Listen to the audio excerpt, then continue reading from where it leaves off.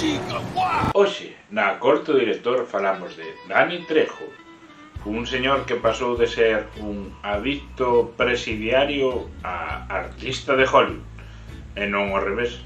Dani Trejo foi un neno de orixes mexicanas, pero criado nos Estados Unidos, que dende pequeno foi adicto ao consumo de heroína, acabou sendo un delincuente juvenil, acabou preso e nas súas memorias podemos topar anécdotas de presidiario. Se nun caso tivésemos presos, Dani Trejo recoméndanos que usemos como anticoiteladas dúas revistas, a revista Look e a revista Life, porque a National Geographic está moi ben, pero é demasiado longa e non é cómoda de levar nos pantalóns. Dani Trejo, nunha das estancias no cárcere, coincidiu con un rapaz noviño moi pobre que lle daba pena porque era tan pobre que aguantaba os seus pantalóns cunha corda. Este rapaz tiña tanto medo de estar en prisión que lle pediu se podía protexelo, o cal, como non tiña nada que ofrecerlle, acabou facéndolle unha sesión de hipnotismo para sentirse colocados en droga. Este rapaz que conseguiu colocalo mediante unha meditación guiada foi Charles Manson. Na súa estancia na cadea estivo circunstancialmente no corredor da morte por participar nun motín. Si, iso tamén pasou. Pero conseguiu desintoxicarse e rehabilitarse. E, gracias a eso, acabou sendo un rehabilitador dos grupos de rehabilitación que hai en Estados Unidos e unha persoa referente que acompañaba a outras en canto aos procesos de desintoxicación. Tal é o feito que, estando nun acompañamento dunha das persoas cas que traballaba, descubriu que podía ser actor de reparto en Hollywood porque buscaban personas que pareceran presidiarias e el, por algún motivo, parecía presidiario e dábaselle ben facer de presidiario. Facendo de presidiario triplicaba o soldo de facer de rehabilitador, que non estaba nada mal. O cal, a ver, se ora me din a min que interpretando un rapaz do medio do monte vou a ganar o triple que sendo educador social coas comidas incluídas e horas extras pagadas, pois tampouco me penso moito. Pero a toda aquela era facer de preso do montón, o sea, un tipo no fondo.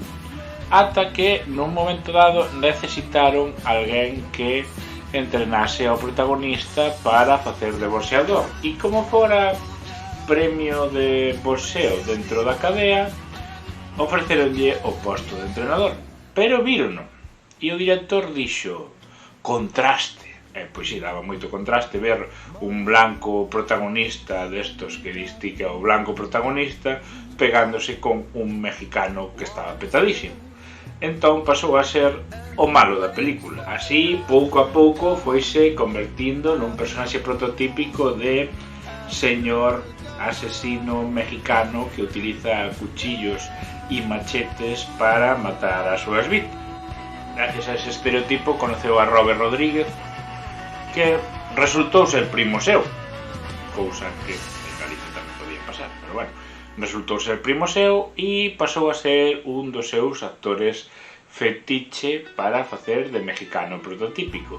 Así aparece en Desperado, así aparece en Aberto hasta o Mencer, así aparece en Spy Kids, pero xerou tamén unha idea. A idea dun superhéroe mexicano, un señor mexicano que fixese cousas como as de James Bond, un señor mexicano que sobresaíse por intelixente, guapo e rompedor. Así naceu a idea de Machete. Primeiro apareceu como un personaxe secundario en Spy Kids, que era o tío dos nenos protagonistas que lles daba inventos. Despois, cando Tarantino se xuntou con Robert Rodríguez, para facer Greenhouse, fixeron un tráiler falso deste personaxe que foi tan éxito que derivou nas dúas películas de Machete.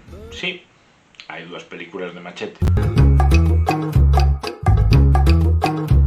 Machete, machete, machete, machete.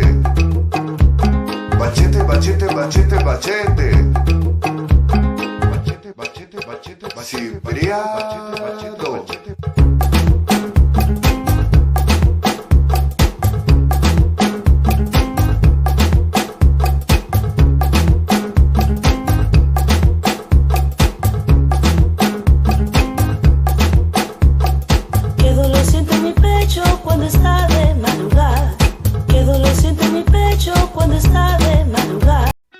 Apareceu en grandes películas de pouco presuposto como O tiburón de tres cabezas.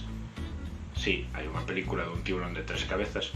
Bueno, hai unha película de hasta un tiburón con seis cabezas, pero bueno, el sale na do tiburón con tres cabezas. A carreira da morte, sale con Nicolas Cage en Con Air, sale con Jean Reno en El Jaguar, ou Jaguar. Bueno, sale con Jean Reno nunha película. Aparece como secundario en series como Flash, Brooklyn 99, El libro de Boba Fett, Breaking Bad, Expediente X, foi voz do videoxogo GTA ou Call of Duty. Ademais, nos últimos anos estivose enfrentando a un cancro que superou con bastantes dificultades, pero superou.